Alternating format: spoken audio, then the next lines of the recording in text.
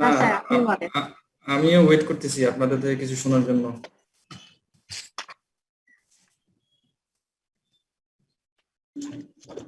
আমি তাইলে বলি, আপনারা কি স্ট্যান্ডার্ড কস্টিংটা দেখছেন বাসায়?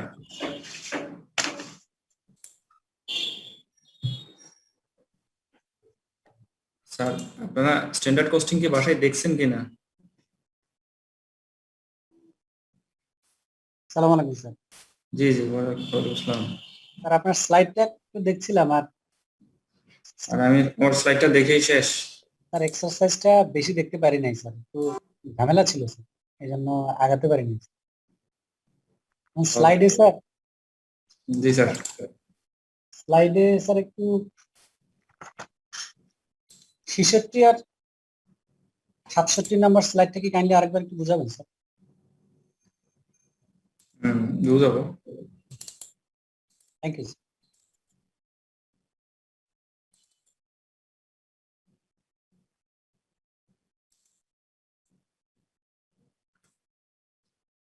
এটা জি স্যার। এটা তো বোঝার কিছু নাই স্যার একটু আলোচনা করেন না স্যার আর কি স্যার। ভাই। এটা যতটুকু বুঝবেন ততটুকু, নিজে যতটুকু পড়ে বুঝবেন ততটুকু। এখানে তো আলোচনার কোনো বিষয় নেই। তাহলে sir labour quantity standard and efficiency variance may not be appropriate, এইটা আর হলো sir emphasis on negative, emphasis on negative impact model. আপনি যখন কোনো একটা স্ট্যান্ডার্ড সেট করবেন, আনফেভারেবল যখন ভেরিয়েন্স আসবে, দেখা যাবে যে যাদের জন্য আপনি সেট করলেন, সে ফর এক্সাম্পল আপনি লেবারদের জন্য একটা স্ট্যান্ডার্ড সেট করলেন, সেক্ষেত্রে তারা এটাকে নেগেটিভলি নিতে পারে এবং দেখা গেল যে ওই স্ট্যান্ডার্ডটা আইডিয়াল হচ্ছে না। এইসব কারণে এই প্রবলেম হতে পারে। আরেকটা হচ্ছে যে কি, অনেক সময় স্ট্যান্ডার্ড যখন আমরা সেট করি তখন আমরা ধরিয়ে নিই যে একটা বড় একটু একটু একটু কঠিন করে স্ট্যান্ডার্ড সেট করে দিই। এখন মনে করেন আপনার জন্য একটা স্ট্যান্ডার্ড সেট করলাম যে স্ট্যান্ডার্ড কস্টিংটা আপনি একদিনের মধ্যে শেষ করবেন, ওয়াইরাস এটা আপনি করতে পারলেন না, এটা আপনার দ্বারা সম্ভব হয়নি, তখন আপনি চিন্তা করলেন দূর এটা পারি না, যেহেতু ফালাই দাও, শেষ। এইরকম নেগেটিভ কিছু ইম্প্যাক্ট থাকতে পারে। ঠিক আছে, মানে যে কোনো স্ট্যান্ডার্ড আপনি যখন দিবেন, সবাই কিন্তু অ্যাকুরেটলি নিবে না। বলেন তো। ফেভারেবল ভেরিয়েন্স মে বি মিসইন্টারপ্রেটেড, এটা একটু স্যার। আচ্ছা, ফেভারেবল ভেরিয়েন্সেস, এই যে আমি এগুলো কিন্তু বিস্তারিত বলছিলাম আপনাদেরকে, আপনারা খেয়াল করেন নাই হয়তো। যে ফেভারেবল ভেরিয়েন্স আসলো, তখন দেখা গেল যে এটাকে অন্য ডিপার্টমেন্টের লোকজন মিসইন্টারপ্রিট করতে পারে। আপনি একটা ম্যাটেরিয়ালের প্রাইস ডিটারমিন করলেন যে এটা প্রতি কেজি 10 টাকা করে আপনি কিনলেন, কিন্তু মার্কেট থেকে আপনি 10 টাকার জায়গায় আপনি 8 টাকা করে করে নিয়ে আসলেন। তখন এটা অন্য ডিপার্টমেন্ট বলবো যে না, তোমার এটা সস্তায় কিনছো, তোমার এটা পচা, তোমার এটা কোয়ালিটি ঠিক নেই, বিভিন্ন ধরনের মিসইন্টারপ্রিটেশন হতে পারে। ঠিক আছে, আমরা মনে করেন আমি একটা মোবাইল আপনার দারাজ থেকে কিনলাম, এটার দাম হচ্ছে 25,000 টাকা। একই মোবাইল আমার একজন ডাইরেক্টর কিনলো হচ্ছে 30,000 টাকা দিয়ে। তখন উনি আমার বলেছে, মনে হয় তোমার এটা মনে হয় মানে কোয়ালিটি 1 নম্বর না। ঠিক আছে, যখনই আপনি ফেভারেবল আপনি ফেভারেবল কোনো কিছু করবেন, দেখা যাবে যে এটা মিসইন্টারপ্রিটেশন হতে পারে। ঠিক আছে, আবার অন্যভাবেও হতে পারে। আসলে হয়তো আপনি ইয়েটা করলেন, আমি একটার এক্সাম্পল বললাম, অন্যভাবে হতে পারে। আপনি সে ফর এক্সাম্পল লেবারের ক্ষেত্রে আমরা একটা স্ট্যান্ডার্ড সেট করলাম যে একটা ইউনিট প্রোডাক্ট তৈরি করতে সময় লাগার কথা হচ্ছে 2-3 ঘন্টা। এখন প্রোডাকশন থেকে যারা এই ফ্লোরটা পরিচালনা করে, তারা বললো যে না, এইটা তৈরি করতে, এই প্রোডাক্টটা তৈরি করতে লাগবে হচ্ছে 4 ঘন্টা। তখন দেখা যাবে যে আপনি যখন কাজটা করতে যাবেন, ফেভারেবল ভেরিয়েন্স আসবেই। সেক্ষেত্রেও কিন্তু এটা ইন্টারপ্রিটেশন হতে পারে। আবার এমনও হতে পারে যে আপনি খুব ভালো করে মানে বিভিন্ন রকম অ্যানালাইসিস করা সম্ভব আর কি, যে এই কাজটা 3 ঘন্টায় করা সম্ভব, সেভাবে স্ট্যান্ডার্ড সেট করলেন, কিন্তু আপনি কাজটা খুব ইফিসিয়েন্টলি করাতে এটা 2.5 ঘন্টা শেষ হয়ে গেল। তখন অন্য ডিপার্টমেন্টের লোক বলবে যে না, মনে হয় কোয়ালিটি কোথাও কম্প্রোমাইজ করা হয়েছে কাজের, সেখানে হয়তো দেখা যাচ্ছে রিওয়ার্ক বেড়ে যাচ্ছে। এই জন্য দেখা যায় ফেভারেবল ভেরিয়েন্স কেও অনেক সময় মিস ইন্টারপ্রিট করা সম্ভব। স্যার বলেন। Sir, labor quantity standards are efficiency and efficiency variance may not be appropriate. Sir. এটা তো হতেই পারে যে আপনি লেবারের যতটুকু লেবার আপনি আপনার রিকোয়ার্ড ছিল, লেবারের হচ্ছে দুটো ভেরিয়েন্স, একটা হচ্ছে কোয়ান্টিটি আর একটা হচ্ছে ইফিসিয়েন্সি, ঠিক আছে না? এখন আপনি চিন্তা করলেন যে এই টাইমে এতটুকু কাজ শেষ করার কথা, আমরা কিছুক্ষণ আগে যেটা বললাম যে এই টাইমের ভিতরে শেষ করার কথা, কিন্তু আইডিয়ালি ওই স্ট্যান্ডার্ডটা সেট করা যায়নি। সেই জন্য বলতেছে এটা মে নট বি অ্যাপ্রোপ্রিয়েট, সবসময় অ্যাপ্রোপ্রিয়েট নাও হতে পারে, হতেও পারে। এখন এটা নিয়ে তো আর বিতর্ক করার দরকার নেই। Thank you, sir. Sir, এই জন্য বলছি যে এই পেজটা হচ্ছে আপনি যা বুঝে আসবেন তাই আপনার মনে রাখবেন। এটা আমি বারবার আপনাকে বুঝাবো, কিন্তু আপনি আপনার মাথায় এই জিনিসগুলো ঢুকবে না যতক্ষণ পর্যন্ত না টোটাল জিনিসটা আপনার মাথায় ঢুকতেছে। সো ওই জন্য এখানে আপনি যতটুকু বুঝতে পারেন ততটুকুই আপনার জন্য এনাফ। হ্যাঁ, তারপরে 66 নম্বর গেল। স্যার এইটা একটু স্যার কাইন্ডলি স্যার। কোনটা? এই পুরো স্লাইডটা স্যার একটু প্লিজ। স্লাইডটা তো আমি আপনাদেরকে পড়াইনি, স্লাইডটা তো পড়াইনি, আপনি এখন করতে চাচ্ছেন কেন বলেন? আচ্ছা, স্লাইডে ছিল আর আমি আগে বলেন তো ব্যালেন্স স্কোর কার্ডটা কি? আর এটা নিয়ে কনসেপ্ট ক্লিয়ার না, জানি না স্যার। আচ্ছা, ব্যালেন্স স্কোর কার্ডটা এখানে ম্যানেজমেন্ট বলছো, আপনাকে পড়ে দেখেন। Management translate its strategy into performance measure that employee understand and concept. একটা কোম্পানির কিছু প্ল্যান করে, ম্যানেজমেন্টের কিছু সিস্টেম থাকে, কিছু স্ট্র্যাটেজি থাকে, আমরা যেভাবে এটাকে পড়ি না কেন, কিছু প্ল্যানিং থাকে, স্ট্র্যাটেজি থাকে বা সিস্টেম থাকে। এই সিস্টেম গুলোকে আপনারা কিভাবে পারফরমেন্সে রূপ দিবেন সেটাই হচ্ছে ব্যালেন্স স্কোর কার্ড। একটা অর্গানাইজেশনের টোটাল সবগুলো প্রসেসকে যখন আমি একটা জায়গায় এসে সবগুলো সিস্টেম যখন একসাথে রেসপন্স করবে, পজিটিভলি রেসপন্স করবে, তখন অর্গানাইজেশনের পারফরমেন্সটা এনশিওর হবে। আপনি দেখবেন যে একটা কোম্পানিতে বিভিন্ন ডিপার্টমেন্ট আছে, বিভিন্ন সিস্টেম আছে, বিভিন্ন প্রসেস আছে, বিভিন্ন স্ট্র্যাটেজি আছে। এখন কিছু স্ট্র্যাটেজি কাজ করলো, কিছু করলো না, সেক্ষেত্রে কিন্তু অর্গানাইজেশনাল পারফরমেন্স ইয়ে হবে না, কি হবে না, আপনার অর্গানাইজেশনাল যে অ্যাচিভমেন্ট সেটা অ্যাচিভ হবে না। এখন আমরা দেখি যে আপনার প্রোডাকশন ঠিক মতো হলো, সেলস ঠিক মতো হলো, কিন্তু ফাইন্যান্স ঠিক মতো কাজ করে নাই। কি ফাইন্যান্স? আপনার যে ক্রেডিট রিকভারি রেশিও অথবা আপনার যে ডে সেলস আউটস্ট্যান্ডিং এটা বেড়ে গেল। তাহলে আপনি যে সব কাজ ঠিক মতো করলেন, তাহলে ফাইন্যান্স ফাংশন কাজ করলো না বা ট্রেজারি ডিপার্টমেন্ট কাজ করলো না, তাহলে কিন্তু অর্গানাইজেশনাল যে পারফরমেন্স সেই পারফরমেন্সটা কিন্তু অ্যাচিভ হওয়ার কথা না। এই কাজগুলো কেন করা হয় টোটাল, মানে এই কাজগুলো কেন করা হয়, এই স্কোর কার্ডে কেন নিয়ে আসা হয়? স্কোর কার্ডটা আমরা কিভাবে বুঝি? যে আপনার 10টা subject, say for example ICMAB তে আপনি 20টা সাবজেক্ট পড়লেন, এই টোটালটা নিয়ে হচ্ছে আপনার স্কোর কার্ড। এখানে আপনি যদি দুটো সাবজেক্ট কাজ না করে, দুটো সাবজেক্ট বা একটা সাবজেক্টে আপনি ফেল করেন, তাহলে কিন্তু আপনি আর কোয়ালিফাই করলেন না, ঠিক আছে? এখানে দেখা যাচ্ছে যে কি অর্গানাইজেশনের এভরিথিং যদি সিস্টেমেটিক্যালি কাজ করে, তাহলে অর্গানাইজেশনের পারফরমেন্সটা অ্যাচিভ হবে। সেখানে আপনাকে আপনার প্রায়োরিটি সেট করতে হবে। প্রায়োরিটি সেট করার পর আপনি কোন প্রোডাক্টের দিকে কনসেন্ট্রেট করবেন, কিভাবে আপনার স্ট্র্যাটেজিগুলোকে সাকসেস রেশিওতে আপনি নিয়ে যাবেন, এই জিনিসগুলো ব্যালেন্স স্কোর কার্ডের মাধ্যমে দেখা হয়ে থাকে, ঠিক আছে? আর এর থেকে বেশি বোঝার দরকার আছে? ঠিক আছে, থ্যাংক ইউ। ওগুলা বোঝা গেছে। এবার আপনি যদি পড়েন, আপনি যদি স্লাইডগুলো পড়ে যান, আপনি বুঝে নেবেন। দেখেন এখানে একটা লার্নিং প্রসেস আছে। ব্যালেন্স স্কোর কার্ডের জন্য লার্নিং ইমপ্রুভস বিজনেস প্রসেস। যদি বিজনেস প্রসেসটা ইমপ্রুভ হয়, তাহলে improve business process improve customer satisfaction. যদি কাস্টমার স্যাটিসফাইড হয় তাহলে কি হবে, improving customer satisfaction improves financial result. আমি বললাম যে এই টোটাল জিনিসটা কিন্তু ব্যালেন্স স্কোর কার্ডের মাধ্যমে দেখা হয়ে থাকে। এখানে এবার অনেকগুলো সিস্টেমের কথা বলতেছে, আপনি প্রোডাক্ট কিভাবে রিসিভ করবেন, প্রোডাকশন কিভাবে করবেন, গুডস কিভাবে আপনি সাপ্লাই করবেন, ডেলিভারি সাইকেল ঠিক আছে কিনা, থ্রুপুট টাইম ঠিক আছে কিনা, আপনার ভ্যালু অ্যাডেড হচ্ছে কিনা, মানে অনেকগুলো ইস্যু কিন্তু এখানে এর মাধ্যমে দেখা হয়ে থাকে। আচ্ছা, তারপরে এটুকুই স্যার, থ্যাংক ইউ।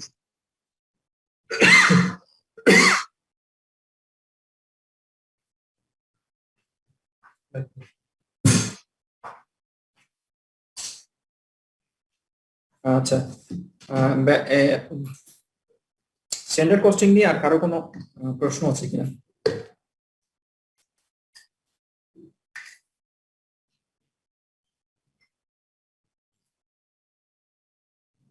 স্যার এই নতুন চ্যাপ্টারটা কি স্যার ওই স্ট্যান্ডার্ড কস্টিং এর এই পার্ট? হ্যাঁ, স্ট্যান্ডার্ড কস্টিং এর পার্ট এটা। আপনি এখানে ছাড়াও আর অনেকগুলো চ্যাপ্টারের সাথে পাবেন, অনেকগুলো চ্যাপ্টারের সাথে পাবেন। ইভেন এই ব্যালেন্স স্কোর কার্ড কিন্তু ম্যানেজমেন্টের একটা অংশ, ম্যানেজমেন্টেও কিন্তু এই জিনিসটা পড়ানো হয়ে থাকে। ঠিক আছে, আমরা টিকিউএম পড়লাম। টিকিউএম আপনি ম্যানেজমেন্ট অ্যাকাউন্টিং এ যেমন পড়তেছেন, ঠিক একই জিনিস ম্যানেজমেন্টেও পড়বেন, বা মার্কেটিং এও একই জিনিস, এই টপিকস গুলো কভার করে থাকে।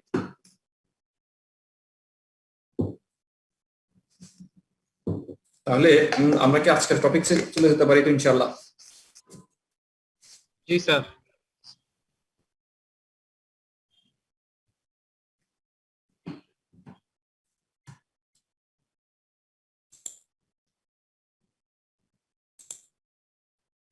দেখেন তো এই এই ট্যাবলটা আপনাদের কাছে পরিচিত মনে হয় কিনা?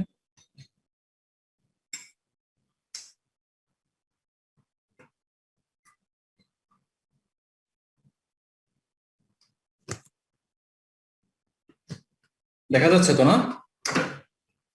জি sir. Material price variance, material quantity variance.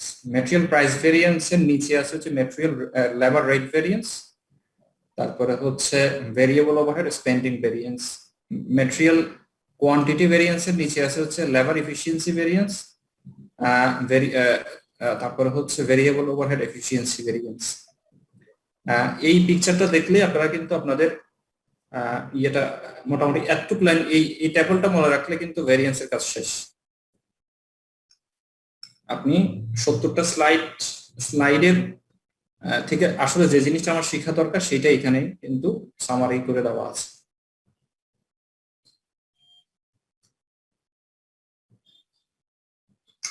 তাহলে আমরা কি প্র্যাকটিসে চলে যেতে পারি না? প্রথম এই অঙ্কটা কি আমরা করছিলাম? না স্যার। আচ্ছা, তাহলে আমরা একটু পড়ি, এটা আপনারা করবেন। The standards for product Q58W, এটা একটা প্রোডাক্টের নাম, specify 8.4 direct labor hours per unit। এই প্রোডাক্টটা তৈরি করতে গেলে 8.4 আওয়ার্স ডিরেক্ট লেবার্স এর দরকার হয়ে থাকে, এবং এটার জন্য রেট হচ্ছে পার আওয়ারের রেট হচ্ছে 14 টাকা। এটা হচ্ছে আমার প্রশ্ন, এটা হচ্ছে আমার স্ট্যান্ডার্ড। একটা প্রোডাক্ট Q58W তৈরি করতে গেলে 8.40 ঘন্টা সময় লাগে, এবং ওই প্রতি ঘন্টার জন্য আমাকে পেমেন্ট করতে হবে 14 টাকা করে। Last month 400 units of product Q58W were purchased using 2,800 direct labor hours at total direct labor wages cost of টাকা 41,020। উপরের অংশটুকু হচ্ছে আমার স্ট্যান্ডার্ড, আর নিচের অংশটুকু হচ্ছে অ্যাকচুয়াল ঘটনা।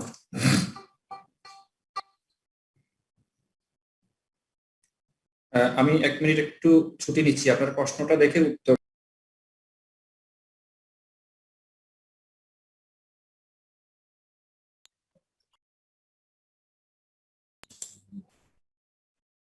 সরি, আপনার প্রশ্নটা তো দেখেছেন তাই না? জি স্যার। তাহলে আমরা এটাকে পারবো, what was the labor rate variance for the month? এটা কি 1820 আনফেভারেবল স্যার? হতে পারে, আমি জানি না। লেবার রেট ভেরিয়েন্স এর সূত্রটা কি আমরা মনে রাখতে পারি? Actual rate labour rate variance আমরা কিভাবে বের করব? অ্যাকচুয়াল রেট আর অ্যাকচুয়াল স্ট্যান্ডার্ড রেট বিয়োগ Actual hour. অ্যাকচুয়াল আওয়ার্স আমার লাগবে, actual rate minus standard rate. শেষ, কাজ শেষ, আমার এটা করার দরকার নেই। অ্যাকচুয়াল রেট হচ্ছে কত? 14 টাকা। না সরি, স্ট্যান্ডার্ড রেট হচ্ছে 14 টাকা। আচ্ছা, অ্যাকচুয়াল আওয়ার্স হচ্ছে কত? কত ঘন্টা কাজ করলো? এটা আমার মার্ক করা আছে 2800 ঘন্টা। আচ্ছা 2800। আচ্ছা, অ্যাকচুয়াল রেটটা কিভাবে পাবো আমরা? Actual cost divided by actual hours. তাহলে 41,020 টাকাকে 2800 দিয়ে ভাগ করলে কত হয়? 14.65 না, মাইনাস 14। শেষ, কাজ শেষ। ঠিক আছে। What was the efficiency variance for the month? এই মাসের ইফিসিয়েন্সি ভেরিয়েন্সের জন্য তাহলে আমাদের লেবার ইফিসিয়েন্সি ভেরিয়েন্স আমরা কিভাবে বের করি? স্ট্যান্ডার্ড রেট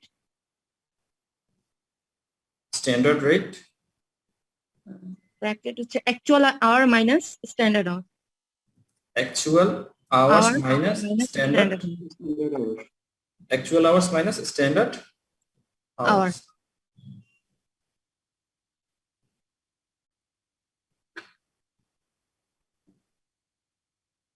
আচ্ছা, লেবার ইফিসিয়েন্সি ভেরিয়েন্স তাহলে আমাদের কিভাবে আমরা বের করব বলেন? 14 ইনটু স্ট্যান্ডার্ড রেট হচ্ছে কত? 14। 14.65 কত?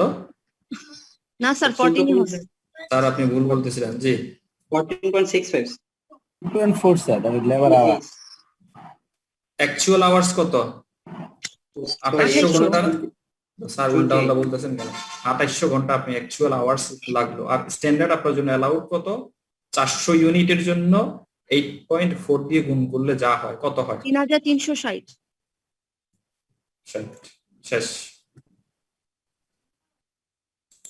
এটা করলে আপনার উত্তর পেয়ে যাবেন। Prepare journal entry two record the direct labour cost during the month including and the direct labor variance. আচ্ছা, তাহলে এই জিনিসটা আমরা কিভাবে করব? গত ক্লাসে আমরা একটু করে দেখে আসছিলাম। এই লেবার কস্টের জার্নাল এন্ট্রি আমরা কিভাবে দিব, এটা আপনারা পারবেন?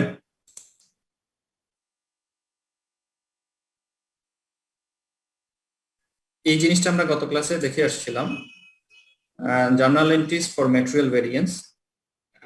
এরপরে আমরা দেখি হচ্ছে labour variance. Journal entries for labour variance না, যে কোনো আপনি রেকর্ড করতে গেলে কিভাবে করবেন আমাদের মনে আছে কিনা আমি বলি। যে কোনো ভেরিয়েন্স যদি আনফেভারেবল হয় সেটা হচ্ছে ডেবিট, আর যদি ফেভারেবল হয়ে থাকে তাহলে হবে ক্রেডিট।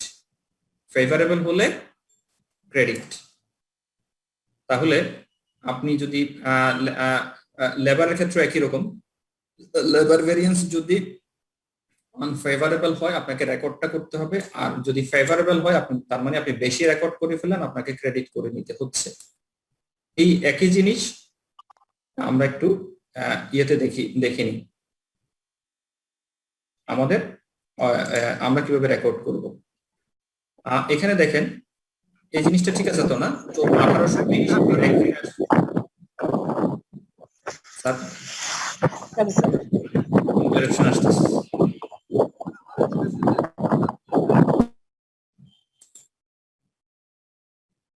আমাদের লেবারের জন্য পেমেন্ট হচ্ছে কত? 47,040 টাকা ডেবিট করলাম। আর সরি, পেমেন্ট হয় না, সরি, আমাদের জন্য আমাদের পেমেন্ট হবে কত, বা যেটা পেমেন্ট করা আমাদের উচিত সেটা হচ্ছে 41,020। আর ওয়ার্কিং প্রসেসে আমি কত চার্জ করব? লেবার রেট ভেরিয়েন্সটা ছিল আমার আনফেভারেবল, সেজন্য ডেবিট। লেবার এফিসিয়েন্সি ভেরিয়েন্স ছিল আমার ফেভারেবল, সেটা হচ্ছে ক্রেডিট। আচ্ছা, এই ওয়ার্ক ইন প্রোগ্রেসের টাকাটা আমরা কোত্থেকে পেলাম বলেন তো?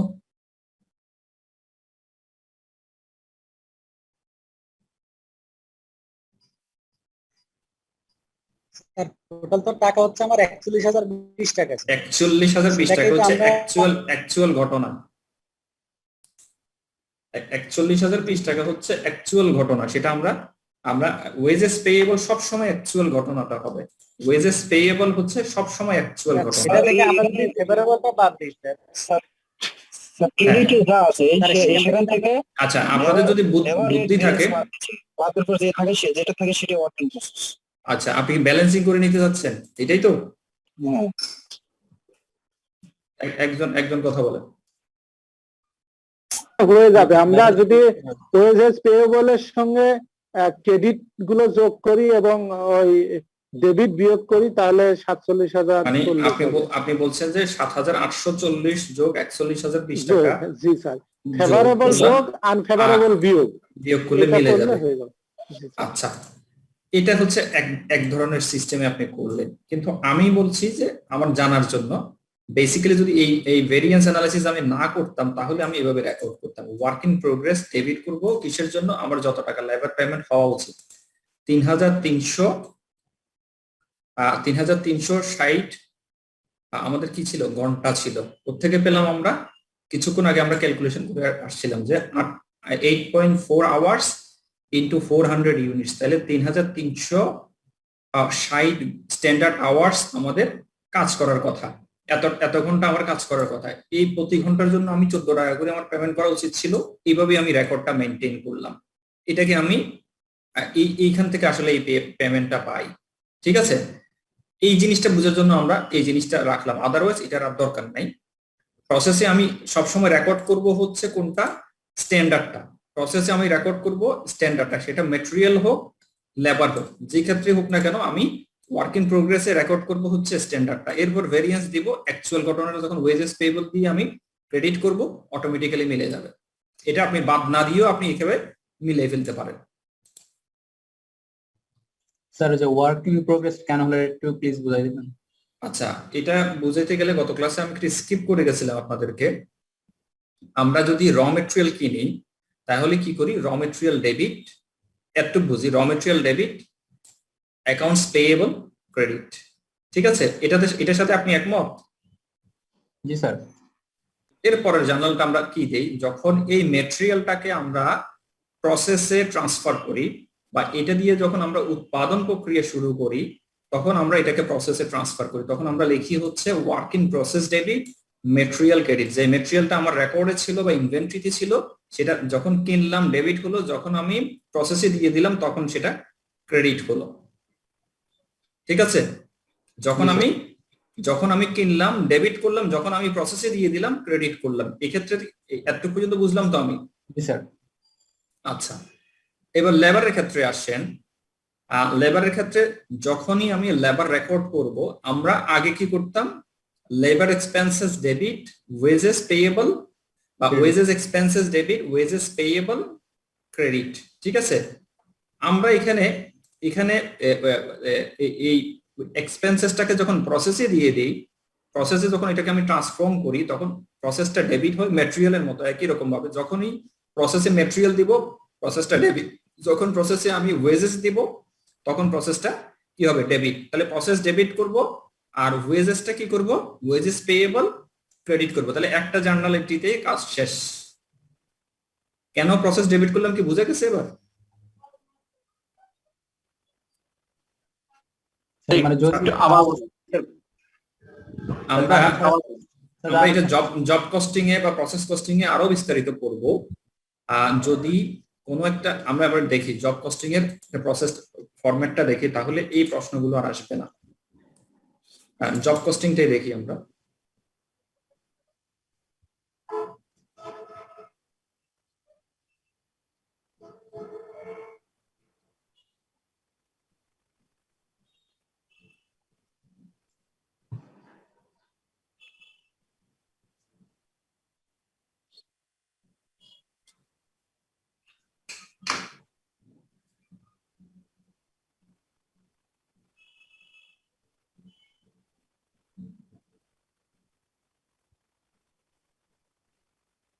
এই যে journal entries cost flow material purchase আমরা যখন করি তাহলে রেকর্ড কিভাবে করবে ম্যাটেরিয়াল পারচেজ বা র material account debit accounts payable credit ঠিক আছে জি স্যার। তাহলে এটা হচ্ছে আমরা আগে থেকে যেভাবে শিখে এসেছি সেই জার্নালটা আমরা দেখলাম এখানে নতুনত্ব কোনো কিছু নাই যখন এই ডিরেক্ট ম্যাটেরিয়ালসটা ইস্যু টু এ জব অথবা প্রসেস বা কোনো একটা আমি প্রসেসে বা জবের মধ্যে ট্রান্সফার করি তাহলে ওয়ার্কিং প্রসেস কি করবে ইনক্রিজ করবে আমি যদি কোনো একটা প্রসেসের মধ্যে র ম্যাটেরিয়ালটাকে ট্রান্সফার করে দেই তাহলে ওই জবটা কি হবে ওই জবের ওয়ার্কিং প্রসেসটা কি হবে ডেবিট হবে ঠিক আছে আর র ম্যাটেরিয়াল কি হবে র ম্যাটেরিয়াল হয়ে যাবে তখন ক্রেডিট র ম্যাটেরিয়াল হয়ে যাবে ক্রেডিট ওয়ার্কিং প্রসেস ডেবিট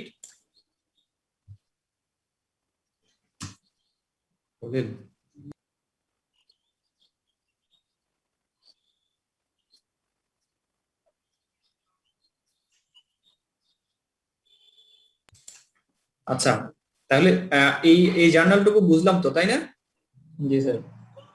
আর এখানে আমরা এখন পড়াচ্ছি না ইনডাইরেক্ট ম্যাটেরিয়ালকে আমরা ম্যানুফ্যাকচারিং অ্যাকাউন্টে নিয়ে যাই ম্যানুফ্যাকচারিং ওভারহেডে আমরা ট্রান্সফার করব মানে যত ধরনের ওভারহেড আছে সব ম্যানুফ্যাকচারিং ওভারহেড ডেবিট করবে আর যখন এই ওভারহেডটাকে আমরা আবার ওয়ার্কিং প্রসেসে দিয়ে দিব তখন কিন্তু প্রসেস আবার ডেবিট হয়ে ম্যানুফ্যাকচারিং ওভারহেডটা ক্রেডিট হয়ে যাবে এটা পরবর্তী স্টেপসে আমরা শিখবো আচ্ছা লেবারের জন্য কি দেখেন the cost of direct labor incurred increase working process আপনি যখন কোন একটা পণ্য উৎপাদন করার জন্য বা কোনো প্রসেসকে আপনি যখন এই লেবার ইনকার্ড করবে তখন প্রসেসটা কি হয় ইনক্রিজ করবে প্রসেস ইনক্রিজ করবে মানে প্রসেস ডেবিট হবে ঠিক আছে অ্যাসেট বাড়বে তার মানে স্যার আর প্রোডাক্টের জন্য লেবারটা দেওয়া হয়েছে মানে ওই জি, জি। প্রোডাক্টটা কমপ্লিট হয়নি স্যার।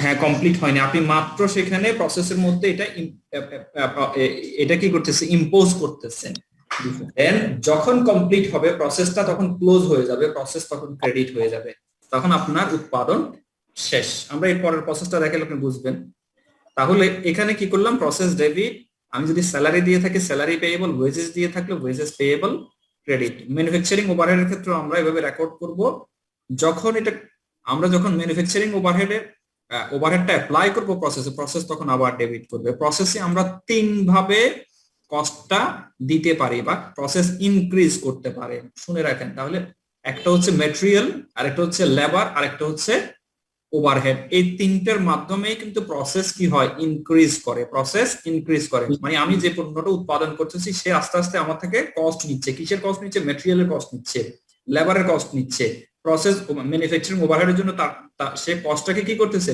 বড় করতেছে যখন সে কমপ্লিট হয়ে যাবে তখন আমরা এই এন্ট্রিটা দিই তখন কি দেব আমরা ফিনিশ গুডস কে ডেবিট করি প্রসেস কমপ্লিট কখন যখন আমার জবটা শেষ হয়ে যাবে বা প্রসেসটা কমপ্লিট হয়ে যাবে তখন প্রসেসকে আমরা ক্রেডিট করে দিই প্রসেসের খেলা শেষ ঠিক আছে জি স্যার।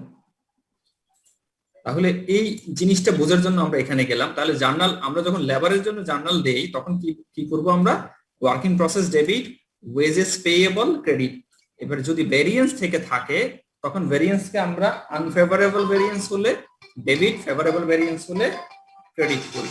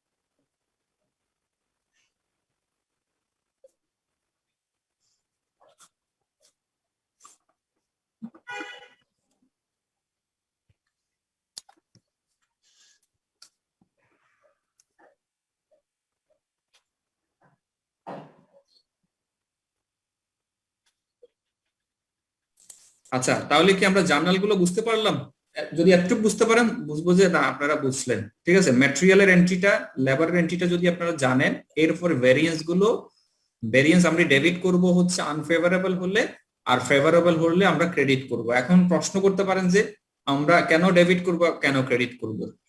এখন আমরা যদি আবার আগের জায়গায় একটু ফেরত যাই, দেখেন র মেটেরিয়াল যদি আমি স্ট্যান্ডার্ড কস্টিং এর মাধ্যমে এন্ট্রি করে থাকি, আমি যদি বেশি রেকর্ড করে ফেলি, মানে আমার স্ট্যান্ডার্ডটা যদি বেশি হয়ে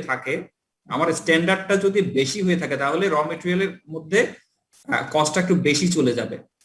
যদি বেশি চলে যায় তাহলে আমার ভেরিয়েন্সটা কি আসবে? ফেভারেবল আসবে।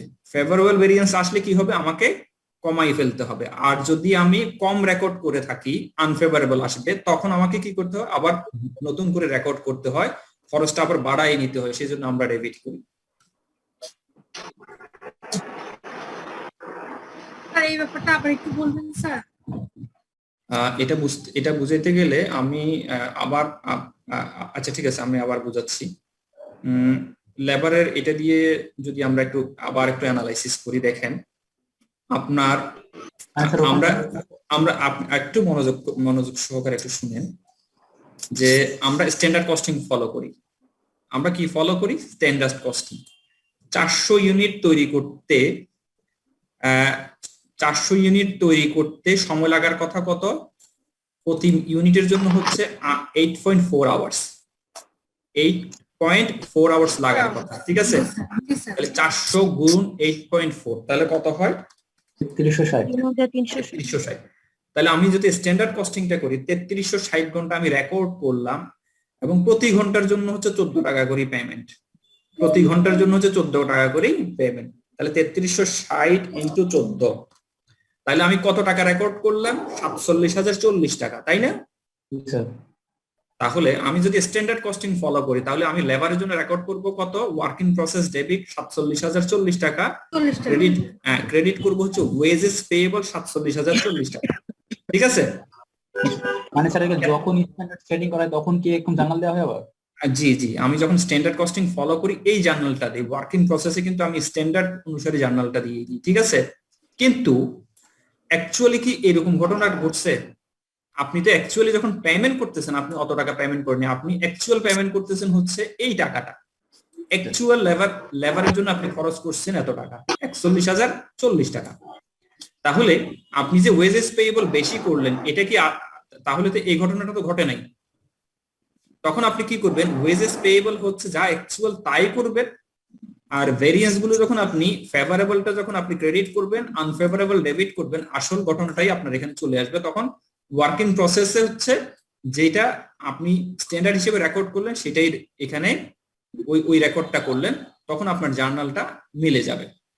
এবং আপনি বছর শেষে বা মাস শেষে, পিরিয়ড শেষে যখন এই ভেরিয়েন্স গুলো আপনি অ্যাকাউন্ট ফর করবেন, তখন কিন্তু প্রসেসে আর এর থেকে বেশি কিন্তু থাকবে না, ঠিক আছে?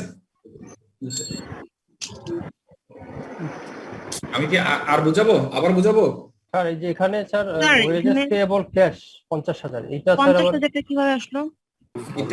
এটা আমার বোঝার জন্য, আপনাদের বোঝার জন্য আমি রাখছিলাম। প্রথমে আমি যদি ওয়েজেস পেমেন্ট এটা করি, আচ্ছা আসলে এই 50,000 এটা আমার এখন দরকার নাই। এটা কিভাবে আসছে সেটা হচ্ছে যে কি, না সরি, এটা আমার আমি লিখতে ভুল করছি। এই 1820 সম্ভবত যোগ করে ফেলছি, এটা দরকার নেই। ওয়েজেস পেয়েবল হবে তখন কত? 47। এটা আমি খেয়াল করি 47., হ্যাঁ।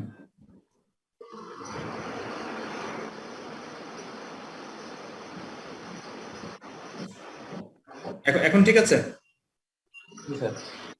আপনি ওয়ার্ক ইন প্রসেসটা করবেন হচ্ছে স্ট্যান্ডার্ড, ওয়েজেস পেয়েবল হবে অ্যাকচুয়াল, দেন ভেরিয়েবলটা হচ্ছে ভেরিয়েন্সেস গুলো হচ্ছে আপনি ফেভারেবল হলে ক্রেডিট আর আনফেভারেবল হলে ডেবিট। কেন ডেবিট কেন ক্রেডিট সেটাও আপনাদেরকে আমি বললাম।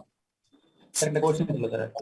জি স্যার হচ্ছে যখন আমি স্ট্যান্ডার্ড সেটিং করছি তখন আমার আবার জার্নালিটি দেওয়া দরকার কি হচ্ছে? পরে তো আমি ভ্যারিয়েন্স বের করছি ক্যালকুলেশন করে, তাহলে আবার যখন স্ট্যান্ডার্ড সেটিং করছি তখন আপনি করতে পারবেন, হ্যাঁ একই রকম ভাবে আপনি করতে পারবেন। আপনার ওই ইয়েটা আপনি এখানে জার্নাল এন্ট্রিটা দিব হচ্ছে এটা ওয়ার্ক ইন প্রসেস 47,040 টাকা, ওয়েজেস পেয়েবল এত টাকা করলাম। পরে আপনি যখন ভেরিয়েন্স অ্যানালিসিস করবেন তখন কিন্তু ওই জিনিসটা কারেকশন হয়ে যাবে। তাহলে স্যার যখন সেটিং দিছি তখন আমার তো জার্নাল দেওয়ার কি দরকার হচ্ছে? না, দরকার হয়, কারণ আমরা যখন আপনি স্ট্যান্ডার্ড কস্টিং ফলো করবেন, অ্যাকচুয়াল ঘটনা আপনি নাও জানতে পারেন, পরে আপনি লেবারের জিনিসটা আপনি স্ট্যান্ডার্ড এখানে রেকর্ড মেনটেন করে গেলেন, কারণ যখন আপনি লেবার রেকর্ড করবেন সাথে সাথে কিন্তু কস্টটা সেখানে ইমপ্লিমেন্ট হতে থাকবে, আপনার কাছে অ্যাকচুয়াল ঘটনা নাও জানা থাকতে পারে। মনে করেন লেবারের জিনিসটা করে হচ্ছে একটা ডিপার্টমেন্ট, কিন্তু পেমেন্ট করে আরেক ডিপার্টমেন্ট, নাও জানতে পারবেন। ভেরিয়েন্স অ্যানালাইসিসের মাধ্যমে পরে আপনারা এটা আবার ইয়ে করতে পারেন।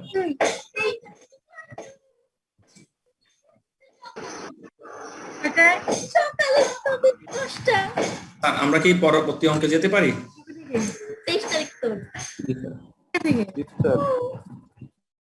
আচ্ছা, আমরা এটা এর পরবর্তীতে আমরা একটু যাই।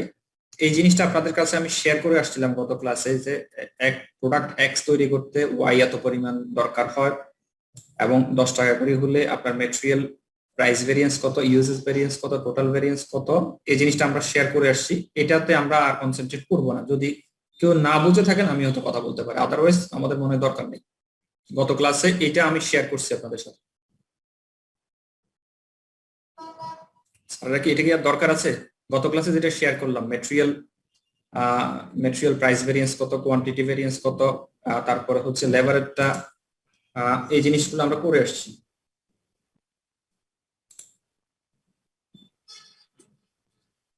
স্যার একটু হালকা বুঝাই দিলে মনে হয় ভালো হতো। আর বুঝাতে গেলে পুরোপুরি করতে হবে। আপনাদেরকে যেটা শেয়ার করা হয়েছে যদি না বুঝেন, এটা খুব সিম্পল ভাবে করা হয়েছে, এবং এই প্রথম অঙ্কটা আমরা গত ক্লাসে করেও আসছি। প্রথম অঙ্কটা আমরা গত ক্লাসে করছিও। যদি না বুঝেন, যদি বলেন যে না স্যার আমি দেখিই নেই, নিজে দেখে নেন, আর বলেন যে না স্যার এই টপিকসটা আমরা বুঝি নেই, তাহলে আমরা কথা বলতে পারি, না হলে আমরা অন্য অঙ্কে যেতে পারি, কারণ এটা সহজ। আচ্ছা, আমরা তাহলে এরপরে আরেকটা অঙ্কতে যাই। Molina company produces and sells a single product. The standard cost card for the product follows. Direct materials 4 yard at 3.5 per yard. একটা স্ট্যান্ডার্ড কস্ট ফর্মুলা এখানে দেওয়া আছে। এই ফর্মুলাতে প্রথমে বলতেছি কি, যে যেই প্রোডাক্টটা আমি তৈরি করব, এখানে প্রোডাক্টের নাম দেওয়া নাই, সিঙ্গেল প্রোডাক্ট মানে একটা সিঙ্গেল প্রোডাক্ট তৈরি করে সে, কিন্তু প্রোডাক্টের নাম দেওয়া নাই, কোম্পানির নাম দেওয়া আছে, প্রোডাক্টের দামটা দেওয়া নাই। কিন্তু ওই প্রোডাক্টটা তৈরি করতে গেলে 4 years ম্যাটেরিয়াল দরকার হয়, এবং তার জন্য টাকা হচ্ছে 3 টাকা 50 পয়সা করে। তাহলে 4 × 3 টাকা 50 পয়সা হলে 14 টাকার ম্যাটেরিয়াল দরকার। এটা হচ্ছে ম্যাটেরিয়ালের স্ট্যান্ডার্ড। দুটো স্ট্যান্ডার্ড পেলাম ম্যাটেরিয়ালের, একটা হচ্ছে কতটুকু লাগবে, আর হচ্ছে যে কি প্রতিটা ইয়ারের দাম কত। ডিরেক্ট লেবার হচ্ছে 1.5 ডিরেক্ট লেবার আওয়ার্স, 1.5 ঘন্টা করে লাগবে, এবং প্রতি ঘন্টার জন্য পেমেন্ট হচ্ছে 12 টাকা করে। সো এক্ষেত্রে 18 টাকা ইন টোটাল লাগবে। তাহলে এক্ষেত্রে আমরা দুটো স্ট্যান্ডার্ড পেলাম, কতক্ষণ সময় লাগবে এবং প্রতি ঘন্টার জন্য পেমেন্ট কত। এরপরে ভেরিয়েবল ওভারহেডের জন্য হচ্ছে 1.5 ঘন্টা। আমরা জানি যতক্ষণ ডিরেক্ট লেবার আওয়ার দরকার হয়, ঠিক ততক্ষণের জন্য আপনি ভেরিয়েবল ওভারহেডটা আপনার লাগবে। এবং এই ভেরিয়েবল ওভারহেডের জন্য আপনি অ্যাপ্লাই করবেন বা চার্জ করবেন কত টাকা করে, 2 টাকা করে। তাহলে 1.5 ঘন্টা ইন্টু 2 হলে 3 টাকা। তাহলে আমরা 3টার স্ট্যান্ডার্ডটা পেয়ে গেছি। ফিক্সড ওভারহেডের এই মুহূর্তে আমরা দেখবো না। এই 3টা বিষয় আমাদের দেখা দরকার, এই 3টা স্ট্যান্ডার্ড আমরা জেনে গেলাম। স্যার স্ট্যান্ডার্ডটা বুঝতে কারো কোনো সমস্যা আছে কিনা? না স্যার। ঠিক আছে। The following information is available for the years just completed. The company manufactured 20,000 units of product during the year. 20,000 unit তৈরি করেন কোম্পানিতে। এবং অ্যাকচুয়াল এই 20,000 ইউনিট তৈরি করতে গেলে অ্যাকচুয়াল ঘটনাটা কি হলো, a total of 48,000 years of material was purchased during the year at a cost of টাকা 3.75 per year. 48,000 মেটেরিয়াল ইউজ করা হয়েছে, পারচেজ করা হয়েছে এবং তার কস্ট হচ্ছে প্রতি ইউনিটের জন্য 3 টাকা। 48,000 না 78,000? Sorry 78,000, sorry 78,000 unit, 78,000 material purchase করা হয়েছে এবং অ্যাকচুয়াল কস্ট হচ্ছে 3 টাকা 75 পয়সা। All of these materials was used to manufacture 20,000 units.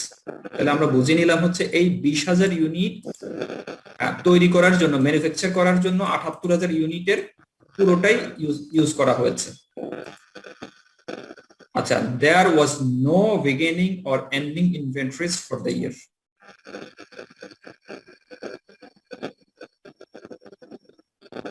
আচ্ছা, এখন এই এতটুকু তথ্য থেকে আমরা কিন্তু আমাদের অঙ্ক করতে পারি। রিকোয়ারমেন্ট হচ্ছে compute the material price variance and quantity variance for the year. এটা কি আপনারা পারবেন? চেষ্টা করলে পারা যাবে স্যার, ইনশাআল্লাহ। তাহলে বলেন তো দেখি, সময় দিলাম 1 মিনিট। 1 মিনিটে পারার কথা। Material price variance, direct material price variance এটা বলেন।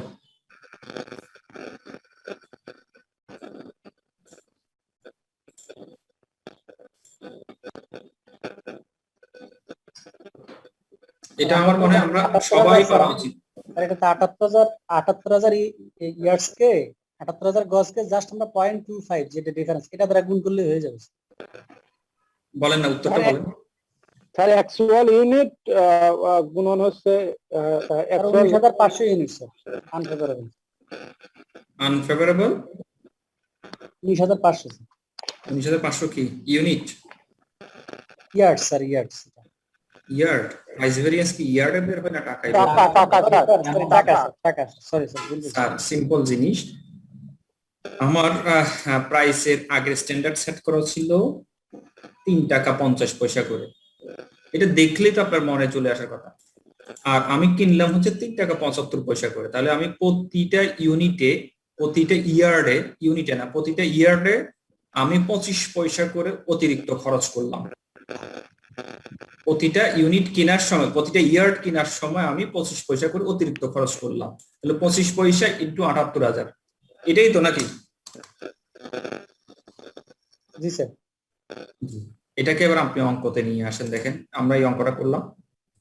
ম্যাটেরিয়াল প্রাইস ভেরিয়েন্সের ক্ষেত্রে কি করব আমরা? Actual price minus standard price. Actual price হচ্ছে কত? 3 টাকা 75 পয়সা। স্ট্যান্ডার্ড প্রাইস হচ্ছে কত?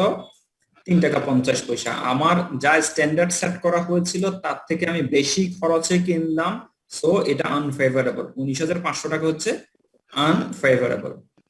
আচ্ছা, ম্যাটেরিয়াল কোয়ান্টিটি ভেরিয়েন্স তাহলে আমরা কিভাবে বের করব? Actual quantity minus standard quantity. Actual quantity কত? 78,000।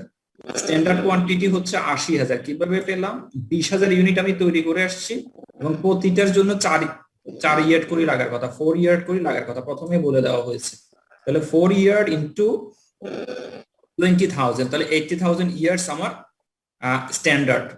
আমার স্ট্যান্ডার্ড হচ্ছে 80,000, কিন্তু আমি ইউজ করলাম হচ্ছে 78,000। সো 2,000 ইয়ার্স আমি কম ইউজ করলাম। তাহলে এই যে 2,000টাই হচ্ছে আমার বেসিক্যালি ফেভারেবল। এই 2,000টাই আমি ভালো করলাম। কোয়ান্টিটি আমি কম খরচে রিকোয়ার্ড কোয়ান্টিটি আমি তৈরি করলাম। স্ট্যান্ডার্ড প্রাইস দিয়ে গুণ করলে যেটা হয় সেটা হচ্ছে মোট টাকা, তখন এটা হচ্ছে আমার ফেভারেবল ম্যাটেরিয়াল কোয়ান্টিটি ভেরিয়েন্স। আচ্ছা, তাহলে আমরা এতটুকু পর্যন্ত করলাম। 3 নাম্বারটা আমরা একটু দেখি। The company work 32,500 direct labour hours during the year at A cost of টাকা 11.80 পার আওয়ার। তাহলে এই 20,000 ইউনিট তৈরি করতে 32,500 ডিরেক্ট লেবার আওয়ার লাগলো। তারপরে 11.80 পার আওয়ার হচ্ছে আমি পেমেন্ট করলাম। প্রতি ঘন্টার জন্য 11 টাকা 80 পয়সা করে আমি খরচ আমি পেমেন্ট করলাম। আচ্ছা, তাহলে labour rate variance and efficiency variance. Labour rate variance বলেন 1 মিনিট সময়, তাও 1 মিনিট সময়, 1 মিনিটের বেশি লাগার কথা না। লেবার রেট স্যার স্ট্যান্ডার্ড কত ছিল স্যার দেখা যাচ্ছে না, স্ট্যান্ডার্ড 12 টাকা। 12 টাকা। তাহলে স্যার 6500 স্যার ফেভারেবল। ফেভারেবল না আনফেভারেবল? 6500 স্যার 12 টাকা হচ্ছে আমার স্ট্যান্ডার্ড, ফেভারেবল। আর একটা 11 টাকা আসে। হ্যাঁ, কি হয়েছে আপনার? একজনে বললেন 6500 ফেভারেবল। আমি 5 জন থেকে এই উত্তরটা জানতে চাই। ফাতেমা ম্যাডাম বলেন তো দেখি, আমি একজন করে জিজ্ঞেস করি। ফাতেমা ম্যাডাম আছেন আপনি? স্যার আছে। স্যার বলেন তো দেখি আপনি, এই যে লেবার রেট ভেরিয়েন্স একজন বললো 6500 ফেভারেবল, এটার সাথে কি আপনি একমত?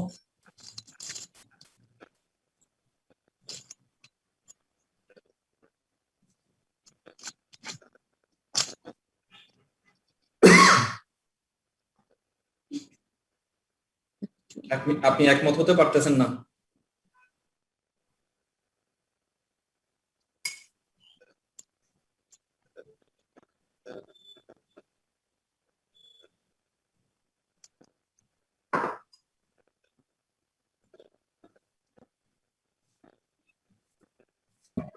স্যার এখানে 20 পয়সা করে ফেভারেবল আছে স্যার।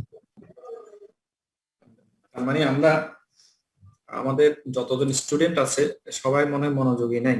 স্যার ফেভারেবল হবে স্যার, কারণ অ্যাকচুয়াল 6500 ফেভারেবল স্যার, 6500 ফেভারেবল। আচ্ছা, কম টাকা লাগছে তো। কম টাকা লাগছে। তাহলে এই জিনিসটা আমরা আজকে আমাদের থার্ড ক্লাসে এসে আমরা সবাই একমত হতে পারলাম না কেন? আমাদের ক্লাসে যদি 90 জন স্টুডেন্ট থাকে, সবারই তো এই মুহূর্তে এটা বুঝতে পারার কথা। বুঝতে পারছি, কিন্তু স্যার কথা একটু কম বলি তো, এই জন্য বলা হয় না আর কি। বলতে হবে, না বললে আমি বুঝবো কিভাবে যে সব আমার স্টুডেন্ট সবাই মনোযোগী? আবার আমি যদি প্রশ্ন করি দেখা যাবে যে সবাই বের হয়ে যাচ্ছে, অ্যাটেন্ডেন্স তো হয়ে গেছে, স্যারের প্রশ্ন শোনার দরকার নেই, বের হয়ে যায়। আচ্ছা, লেবার রেট ভেরিয়েন্স ফেভারেবল কিভাবে বের করবো আমরা? 11 টাকা 80 পয়সা হচ্ছে, 11 টাকা 80 পয়সা হচ্ছে, আমি যেখানে কার্সর নিলাম এই 11 টাকা 80 পয়সা হচ্ছে আমার Actual rate. Actual. Fatema madam আমাকে একটু রেসপন্স করবেন। আর আমি স্ট্যান্ডার্ড সেট করলাম হচ্ছে এই 12 টাকাটা।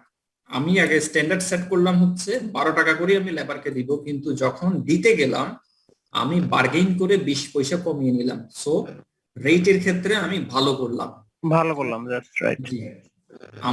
আমার জন্য অ্যালাউড ছিল 12 টাকা পর্যন্ত, কিন্তু খরচ করলাম 11 টাকা 80 পয়সা।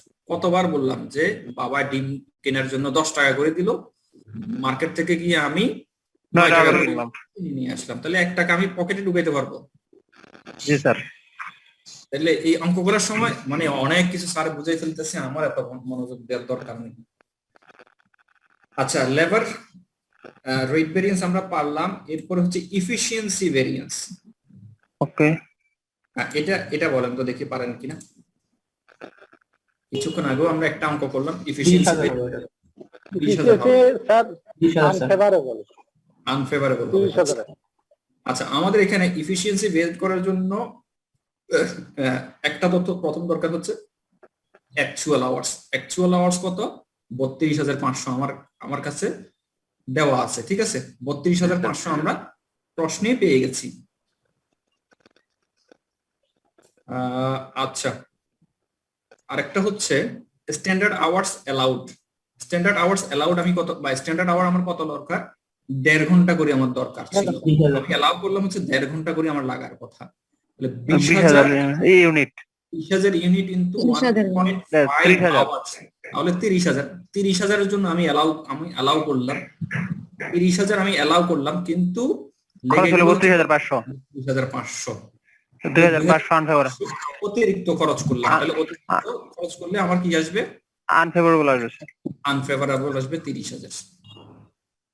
ঠিক আছে, তাহলে আমরা এই ভেরিয়েন্সটা 30,000 না 2,500 স্যার? ও 30,000, ঠিক আছে। 500 হচ্ছে ঘন্টায় নিয়ে গেলাম, ঘন্টাকে যখন আপনি রেট দিয়ে গুণ করবেন রেট দিয়ে কোন করতে, জি স্যার 30,500, ঠিক আছে।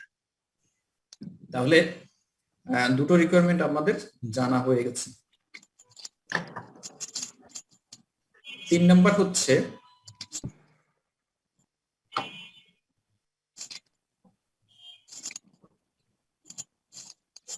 for manufacturing overhead compute the variable overhead spending variance and efficiency variance। এটাও আপনাদের পারা উচিত। বলো তো দেখি আপনারা পারবেন কিনা, না পারলে কোনো ইস্যু নেই, আমি আলাপ করব। 3 নম্বর requirement variable overhead spending variance আর এফিশিয়েন্সি। প্রথমে স্পেন্ডিং ভেরিয়েন্সটা আমরা দেখি। স্পেন্ডিং ভেরিয়েন্সটা হচ্ছে কত খরচ করা করলাম আর কত খরচ করা উচিত ছিল, এই দুটোর পার্থক্য। কত খরচ করলাম আর কত খরচ করা উচিত ছিল, এই দুটোর পার্থক্য হচ্ছে ভেরিয়েবল ওভারহেড এর স্পেন্ডিং ভেরিয়েন্স। এটা কি পারবো আমরা? দেখি পারি কিনা, একটু চেষ্টা করে। কত খরচ করলাম আর কত খরচ করা উচিত ছিল।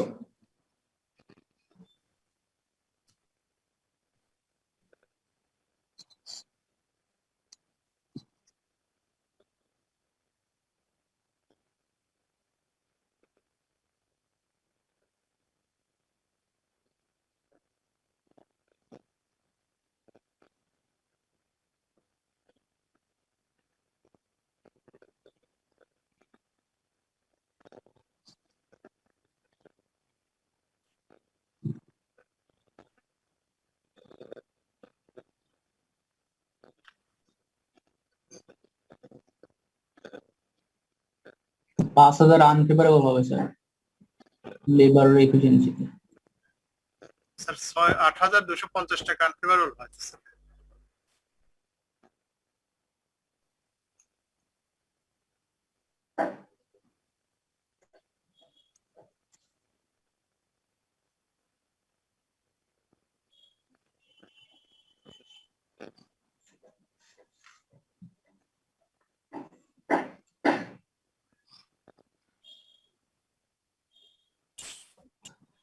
কি বললেন আপনারা?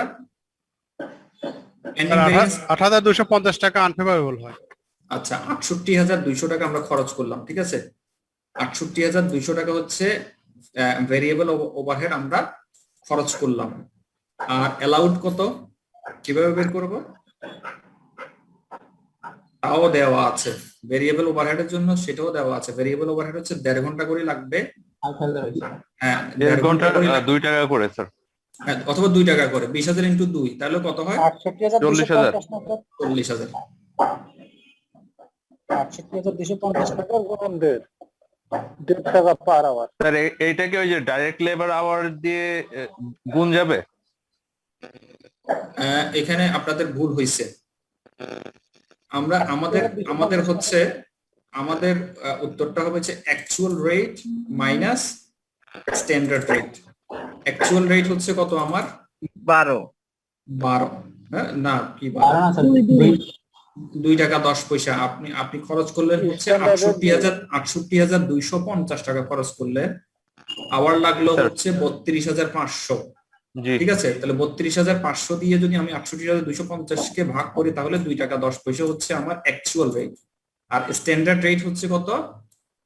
স্ট্যান্ডার্ড রেট হচ্ছে 2 টাকা। জি, স্ট্যান্ডার্ড রেট হচ্ছে 2 টাকা। তাহলে 32,000, তাহলে আমি খরচ করলাম হচ্ছে 2 টাকা 10 পয়সা করে, আর আমার জন্য অ্যালাউড ছিল হচ্ছে 2 টাকা। এই দুটোর পার্থক্য হচ্ছে 3,250 আনফেভারেবল। উপরে স্যার ওই যে 1.5 টাকা যে ডাইরেক্ট লেবার আওয়ার ছিল স্যার, ওইটা কি স্যার? ওটা কি 1.5 টাকা ডাইরেক্ট লেবার আওয়ার এট 2 টাকা, এই বিষয়টা কি স্যার? 1.5 টাকা না তো, 1.5 ঘন্টা।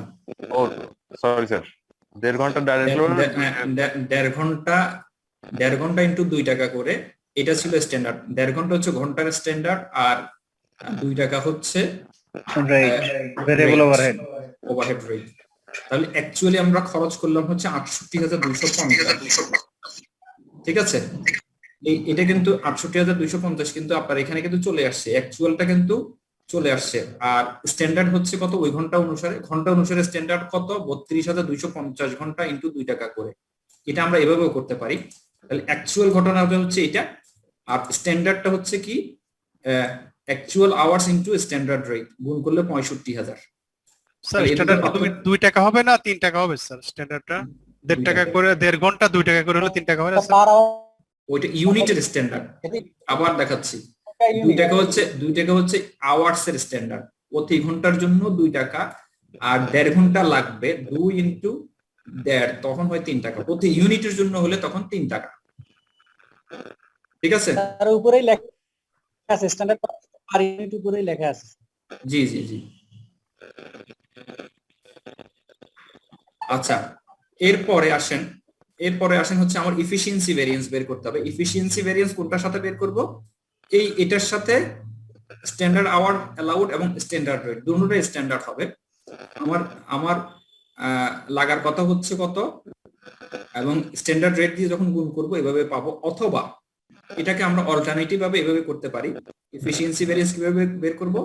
Actual hours minus standard hours. Actual hours লাগলো হচ্ছে 32,500 ঘন্টা, আর স্ট্যান্ডার্ড হচ্ছে 30,000।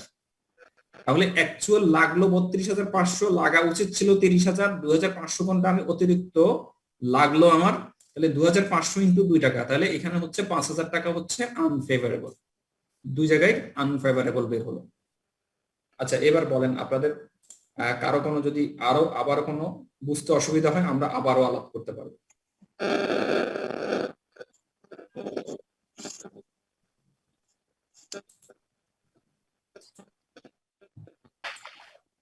স্যার আমার একটা কোশ্চেন ছিল। স্যার এই যে ভেরিয়েবল ওভারহেড স্পেন্ডিংটাতে আমরা জানি কি actual hour equal to actual rate minus standard rate না? এখানে অ্যাকচুয়াল আওয়ার এখানে 68,250 হয় কিভাবে? অ্যাকচুয়াল আওয়ার্স 68,250 আমি কোথাও লিখিনি। কোথায় লিখলাম? কিন্তু এখানে তো আমরা যে সূত্রটা জানি ওইভাবে তো ম্যাথটা করলাম না, যে ভেরিয়েবল ওভারহেড স্পেন্ডিং ভ্যারিয়েন্স এর জন্য আমরা ইকুয়েশনটা জানি এরকম না, যে অ্যাকচুয়াল আওয়ার ব্র্যাকেট দিয়ে actual rate minus standard rate করলাম তো, এই যে এটা না? আপনি হ্যাঁ, তাহলে এখানে তাহলে 32,500 টাকা কিভাবে পেলাম স্যার? মিলে নাই, মানে এই ক্যালকুলেশনের সাথে এটা মিলে নাই, এই তো? না, উনি রেট ভেরিয়েন্সে চলে গেছে স্যার। না না স্যার, একই- আমাকে জাস্ট না, না, একই বলেন জিনিস। এই ক্যালকুলেশনটা কিভাবে করলাম তাহলেই হবে 32,500 টাকা। আচ্ছা, এই অ্যাকচুয়াল আওয়ার্স কি আমি বুঝলাম?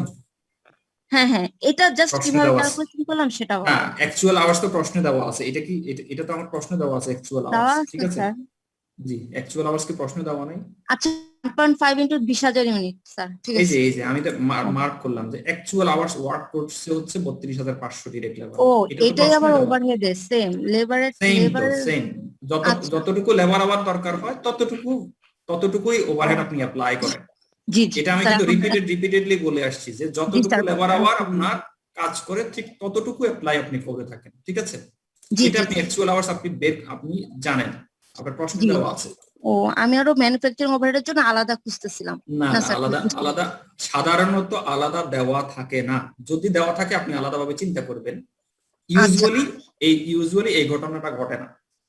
জি স্যার, থ্যাংক ইউ স্যার, বুঝতে পারছি। জি, তাহলে আমরা কি তিনটা ভেরিয়েন্স জানলাম? ম্যাটেরিয়াল, লেবার এবং manufacturing overhead, variable manufacturing overhead.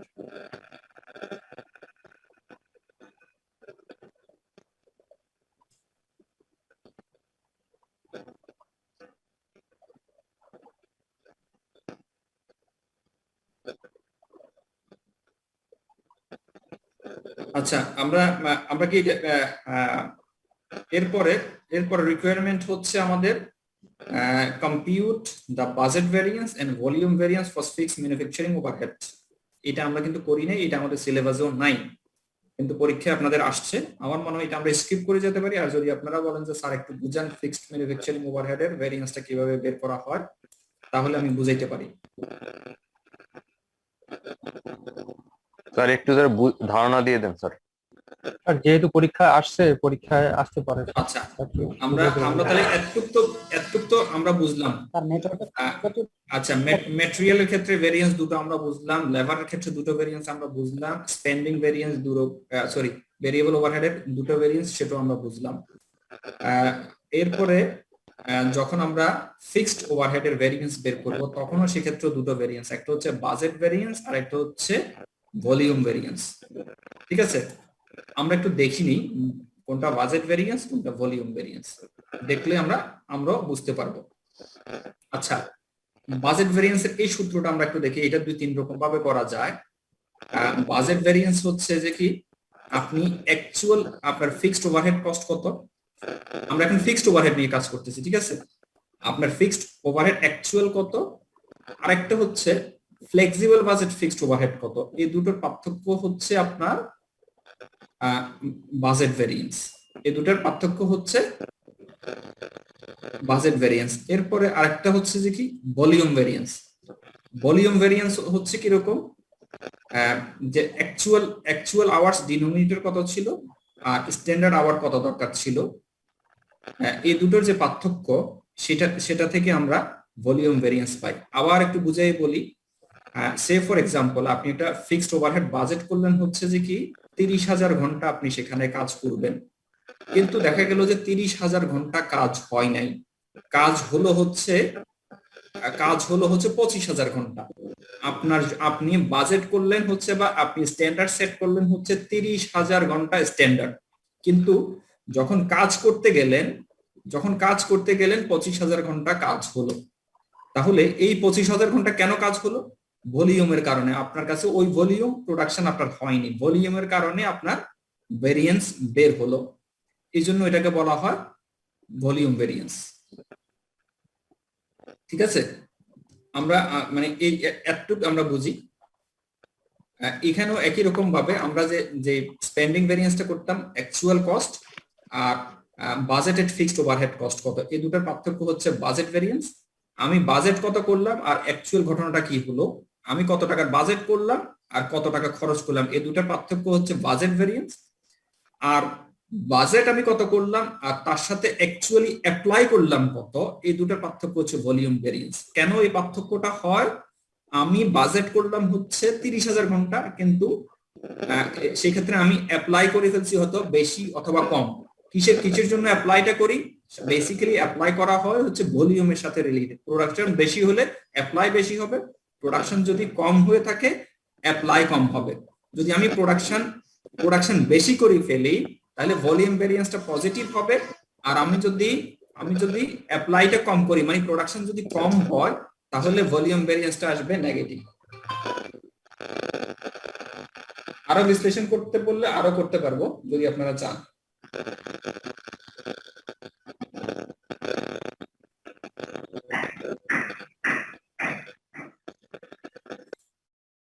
Sir sir বুঝছি এটা স্যার। আচ্ছা, বুঝলে তো ভালো, আলহামদুলিল্লাহ। আমি আবার বলি, বুঝলো আর একটু বলি। অ্যাকচুয়াল কস্ট আর আমি যেটা বাজেট করলাম, অ্যাকচুয়াল কস্ট আর আমি যেটা বাজেট করলাম এই দুটোর পার্থক্য হচ্ছে বাজেট ভেরিয়েন্স। ঠিক আছে, এটাকে আপনি অন্যভাবে যেভাবে ক্যালকুলেশন করেন না কেন, এখানে আবার আমরা দেখি ফিক্সড ওভারহেড অথবা ফ্লেক্সিবল বাজেট, বা ওইটার জন্য যতটুকু আপনি বাজেট করলেন, ফিক্সড ওভারহেড বাজেট হচ্ছে আপনার 1.5 লক্ষ টাকা, আর আপনি খরচ করলেন ফিক্সড ওভারহেডের ক্ষেত্রে 1,48,000। এই দুটো পার্থক্য হচ্ছে বাজেট ভেরিয়েন্স। ঠিক আছে, বুঝে গেলাম? জি স্যার। আচ্ছা, আরেকটা হচ্ছে যে কি ভলিউম ভেরিয়েন্স। আমি বাজেট করলাম হচ্ছে 1,50,000 টাকা কত ঘন্টার জন্য? সে ফর এক্সাম্পল 30,000 ঘন্টার জন্য। আমাদের এখানে 30,000 ঘন্টায় ভেরিয়েবল ওভারহেড ছিল, 30,000 ঘন্টার জন্য আমি বাজেট করলাম, কিন্তু প্রোডাকশন করতে গিয়ে আমি 30,000 ঘন্টার জায়গায় 35,000 ঘন্টা পর্যন্ত আমি কাজ করে ফেলছি, অথবা তার থেকে বেশি ঘন্টা আমি কাজ করলাম। যদি আমি বেশি কাজ করি আমি ভালো করলাম, যদি আমি কম কাজ করি আমি খারাপ করলাম। এটাই হচ্ছে ভলিউম ভেরিয়েন্স। বেসিক্যালি এটা ডিপেন্ড করে হচ্ছে প্রোডাকশনের উপর। প্রোডাকশন যদি আপনি বেশি করে ফেলেন আপনি ভলিউম ভেরিয়েন্সটা পজিটিভ আসবে, যদি প্রোডাকশন আপনি কম করে থাকেন তাহলে ভলিউম ভেরিয়েন্সটা নেগেটিভ আসবে। আর বুঝাইতে পারবো না, compute the total variance of the company, মানে এই টোটাল ভেরিয়েন্সটা আপনাকে কম্পিউট করতে বলছে। এটা হচ্ছে কিভাবে আপনি করবেন, আপনি ম্যাটেরিয়ালের ভেরিয়েন্স, লেবারের variance, variable overhead variance, fixed overhead variance, এই সবগুলোকে যোগ করলে হবে আপনার total variance of the company. Total variance of the material বলে নাই, total variance of the labour বলে নাই, টোটাল কোম্পানির ভেরিয়েন্স কত হলো, প্রাইসের ভেরিয়েন্স কত হলো, পজিটিভ নেগেটিভ আমরা লিখলাম, ফেভারেবল আনফেভারেবল, রেটের ক্ষেত্রে লেবারের ক্ষেত্রেও লিখলাম, আর ভেরিয়েবলের ক্ষেত্রেও লিখলাম, দেন ফিক্সড ওভারহেড ক্ষেত্রেও লিখলাম। লেখার পর কিছু ফেভারেবল কিছু আনফেভারেবল আসবে, ফেভারেবল আনফেভারেবল যোগ করলে আমার ইন টোটাল ভেরিয়েন্স হচ্ছে 12,250 টাকা। এটাই হচ্ছে আপনার কাছে জিজ্ঞেস করছে যে ইন টোটাল কোম্পানির ভেরিয়েন্স কত, 12,250 টাকা। ঠিক আছে স্যার এটা আরেকবার। এটা কিছুই না, কোনো অঙ্ক না, কিছুই না। আপনাকে প্রশ্ন করা হয়েছে যে কি কোম্পানির ইন টোটাল ভেরিয়েন্স কত, compute the total variance of the company. কোম্পানির ইন টোটাল ভেরিয়েন্স কত, তাহলে কোম্পানির টোটাল ভেরিয়েন্স কিসে কিসে আছে, মেটেরিয়ালে আছে, লেবারে আছে, ভেরিয়েবল ওভারহেডে আছে, ফিক্সড ওভারহেডে আছে। আমি সবগুলো ভেরিয়েন্সকে একটা টেবলে এনে যোগ করে ফেলবো। ঠিক আছে, মেটেরিয়াল একটা ভেরিয়েন্স যোগ করলাম, মেটেরিয়াল একটা আনলাম, লেবার একটা আনলাম, ভেরিয়েবল আনলাম, ফিক্সড আনলাম, সবগুলো যোগ করার পর যে ভেরিয়েন্সটা ইন টোটালে আমি পাবো সেটাকে বলা হয় total variance of the company. মানে সবগুলো লিখে দিয়ে স্যার যোগ বিয়োগ করে যেটা ব্যালেন্স আসবে সেটা লিখে দিয়ে দিব। জি জি স্যার, কোনো কিছুই নেই আর। মানে বিয়োগের তো প্রশ্ন কি আসবে স্যার? সব যোগ করলেই তো হবে না? অবশ্যই অবশ্যই অবশ্যই বিয়োগ আসবে। আনফেভারেবল হচ্ছে নেগেটিভ ব্যালেন্স, ফেভারেবল হচ্ছে পজিটিভ ব্যালেন্স। আপনি ফেভারেবল সবগুলোকে যোগ করে আনফেভারেবল গুলো বাদ দিলে যা হয় তা, অথবা আপনি দেখবেন আনফেভারেবল গুলোর যোগফল কত, ফেভারেবল গুলোর যোগফল কত।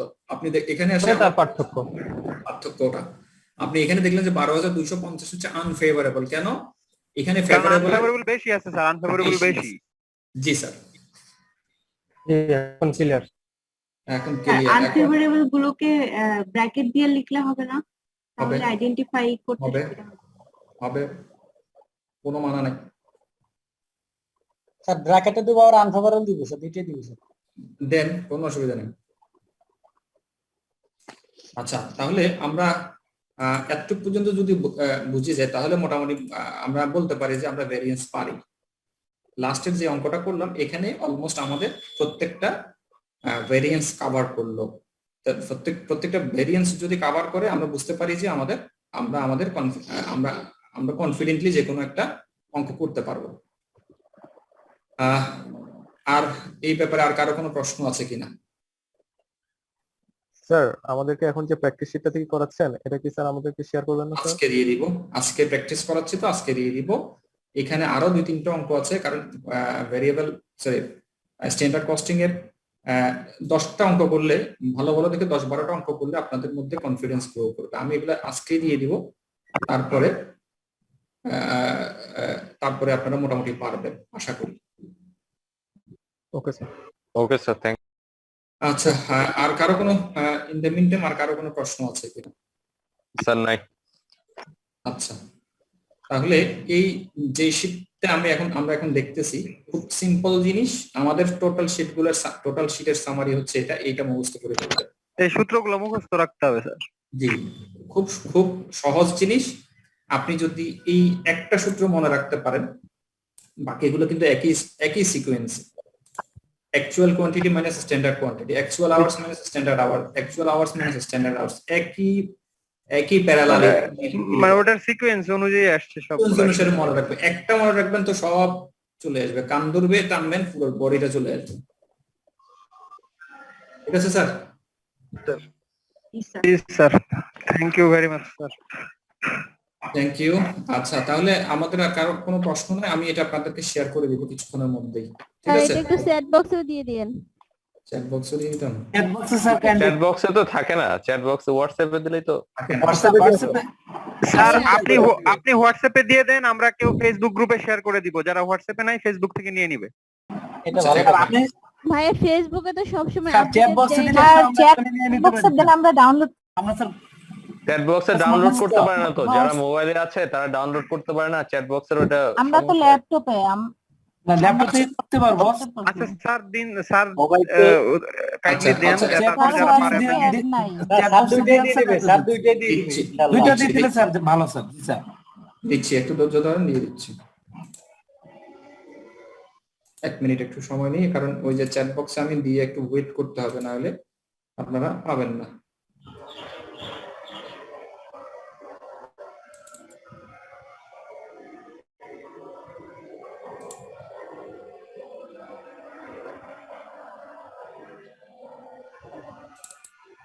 স্যার একটা পার্সোনাল কোশ্চেন করবো স্যার। জি স্যার। স্যার এবার তো সিমেন্টের ব্যাপক ডিমান্ড ছিল স্যার। জি স্যার।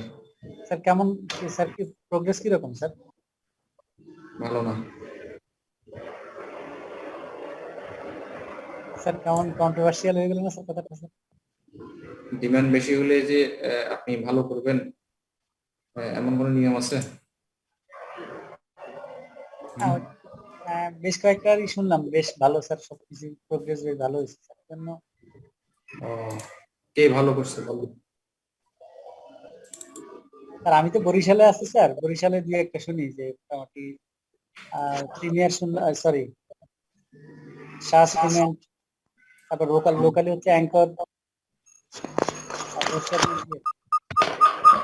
ভালো ভালো করতে পারতো, ভালো করতে পারে নাই হচ্ছে ইন্টারন্যাশনালি চ্যাট বক্সে দিয়ে দিচ্ছি, আপনারা নিয়ে নেন। তারপরে হচ্ছে ভালো করতে পারে না হচ্ছে ইন্টারন্যাশনালি র মেটেরিয়ালের প্রাইস মোটামুটি 20 to 30% ইনক্রিজ করে গেছে, কিছু কিছু ক্ষেত্রে 50% ইনক্রিজ করে গেছে, যার কারণে ভলিউম থাকলেও প্রফিটটা ওভাবে আসেনি। মানে যাদের আগের স্টক ছিল ওরা স্যার ভালো করেছে মনে হয়, ওরা ভালো করতে পারছে, ওরা অনেক ভালো করেছে, এই জিনিসটাই সমস্যা। ঠিক আছে জি জি। কিন্তু প্রাইস বেড়ে গেল, আপনার ডিমান্ডও আছে, আপনি তো আর ভালো করতে পারতেছেন না, আপনি তো জি স্যার, হঠাৎ করে তো প্রাইস বাড়ানো যাবে না স্যার অন্যদের চেয়ে। জি জি, ওই জন্য বলছি যে ভালো ভলিউম থাকলে যে ভালো হবে এমন কোনো নিয়ম নেই। ভলিউম তো আমাদের এখানে যে প্রথম দিকে যখন করোনা আসে, ইয়ের তো প্রচুর ডিমান্ড ছিল, কিসের? মাস্কের প্রচুর ডিমান্ড ছিল না? জি স্যার। তো প্রচুর ডিমান্ড থাকলে কি সবাই ভালো করতে পারবে? কারণ তখন তো কোয়ান্টিটি নাই। জি স্যার, স্টক নাই তো সেভাবে, আপনার কাছে মজুদ নেই, অথবা ডিমান্ড আছে, দামও বাড়ছে, কিন্তু আপনি বেশি দামে কিনে এসে বেশি দামে বিক্রি করছেন, কিন্তু গ্যাপ তো পান নাই। পরবর্তীতে স্যার ওরা আবার লস করছে, যারা ওই সময় এনে পরবর্তীতে আবার হয়ে যাওয়ার পর ওটার দাম কমে গেছে। ঠিক আছে, আনপ্রেসিডেন্টেড ছিল তো ব্যাপারটা, এই জন্যই সমস্যা। আচ্ছা, হোয়াটসঅ্যাপে দিয়ে দিলাম, আপনারা নিয়ে ফেলেন। ঠিক আছে, তাহলে আমরা আজকের মতো শেষ করি ইনশাআল্লাহ, নেক্সট ক্লাসে। জি স্যার, জি sir, thank you sir. Okay, thank you. আসসালামু আলাইকুম স্যার।